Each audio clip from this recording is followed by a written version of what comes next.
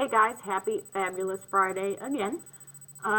So today's little recap is going to be super sweet. So remember, we did one man band. So again, this isn't due until next Friday. Don't panic.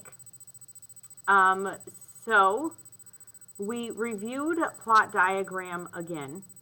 And this time without a plot diagram. Remember, we need to do it, but please don't make me read another 100 triangles for all of our parts. So after you watch the one-man band, you should be able to click here. Look, it works. Click here. And then you are going to go down the slides and create the dialogue. And then where it says type here, you're going to be able to go in and type there. Remember, you can name these characters. You don't have to use your fancy pants. I don't need perfect grammar because it's a conversation, and when people speak, it is not always perfect grammar. We're all guilty of that, so I'm not picky.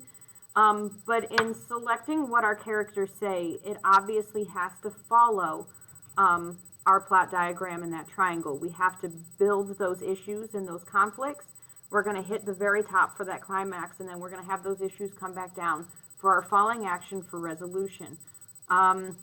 So as you tell me what their names are, what they're saying, there can be slang. It's not perfect grammar. It's okay. I still should be able to read it. Just remember, no potty mouth. We're keeping it PG-13, ABC freeform type of dialogue. Don't make me call your mamas and say you were using bad words in my assignment. So that is really it. I know there's my favorite. I know there's a lot of slides here, but it will show me that you understand what's happening and gives you a chance to do some creative writing before we start next week diving into more of the formal fancy writing that we have to do.